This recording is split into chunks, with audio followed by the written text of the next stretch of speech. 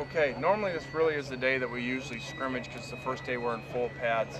But we really wanted to make sure that we're still working on our basics, that we're still working on our fundamentals of tackling in our first day we're allowed to do that. And so that was good to have this day and set it up this way, I think, so that we're giving our players everything so that we can really have a good test tomorrow when we go full live scrimmage tomorrow. Don't know the number of plays yet for that, but we do want to run a good amount so that we can see our guys, not just our young guys, but all of our guys, in a live situation. No Andre Walker today. Any update? Yeah, wasn't able to go today. Hopefully we'll be able to go tomorrow. What are you seeing from Chad Wheeler over there? Yeah, Chad looks really good over there. Obviously tomorrow will be a big test. I think it's, anytime that you get a position like we have at outside linebacker where we feel like that's a very good position for us, first and second team there. Those guys really make your offense better, make them have to work. So he's really getting tested out there with some really good players. Why him over Max Turek or Kevin Bradley come on that spot?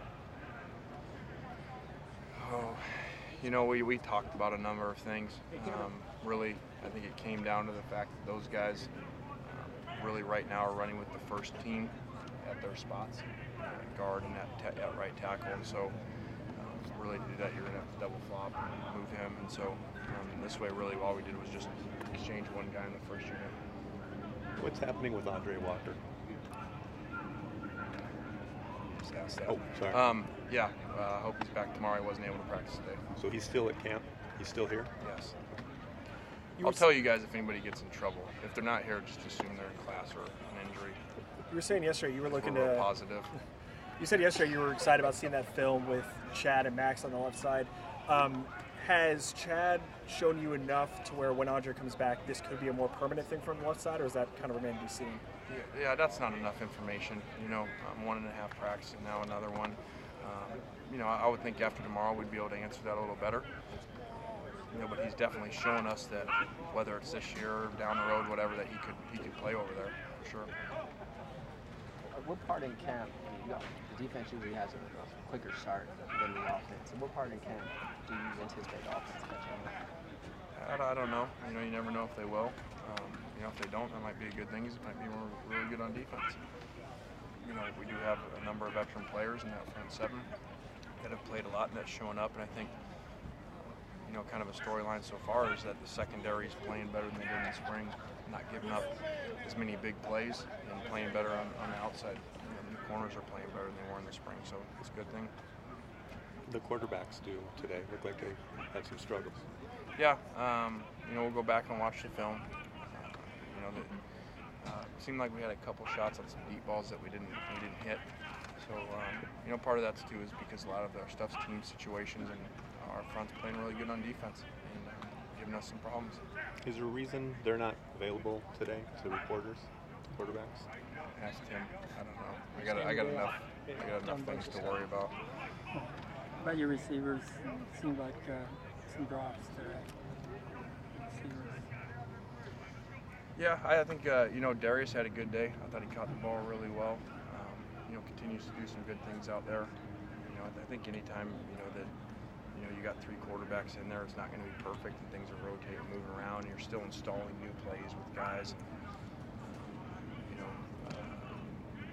Devon Flournoy didn't practice today. Tribb didn't practice today, so there are also some guys that you're probably not real familiar with. What do you see from Silas? Yeah, we threw him out there. Put a jersey on him because he's really still not completely back to where, like for instance, tomorrow. I don't think he'll go tomorrow. But it was good. I think that the thing about Silas is he's a leader. He's very confident. He's very emotional. Gets into the game and gets into practice. So that's good to have. Can you just give us your thoughts on Devon Kennard's performance for the first 5 practices? Yeah, Devon has would be up there if there was an MVP or something on the whole team so far through whatever this would be a week. I think that he's playing really well at that position. We do a lot of things with him. Gives the tight ends a lot of problems, and then at times he ends up on the tackles. So I think he's really making the right steps to have a really good year. Do you think he's benefited the most from the scheme change? Yeah, I do.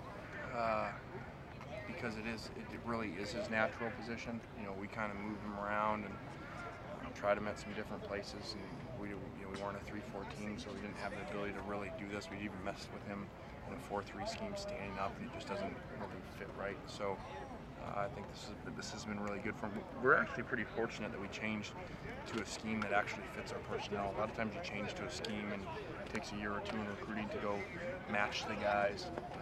You know, and because of Morgan and Devon and you know their size, not big ends, you know, kind of tweener guys, it's been a really good match. Do you think? what happened to Whittick in the prep? I don't. Have you seen a difference in the play of the early enrollees versus the freshmen who are just coming in now? Definitely. You know, that seems really obvious on film.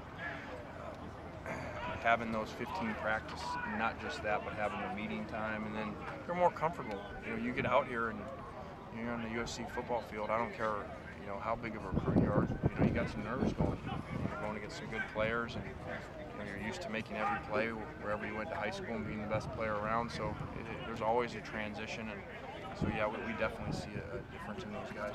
Yeah, and we're fortunate that those 7 guys that came in early, not just that they come in early, they were really mature kids for the most part, mature football players. Anything in particular you're looking for tomorrow in the scrimmage? Yeah, I think I know we're looking for that we don't all of a sudden go into that situation and now we have a bunch of errors, because it is no different. Because you're tackling, the game didn't change. We didn't all of a sudden put 13 guys on defense. It didn't get harder.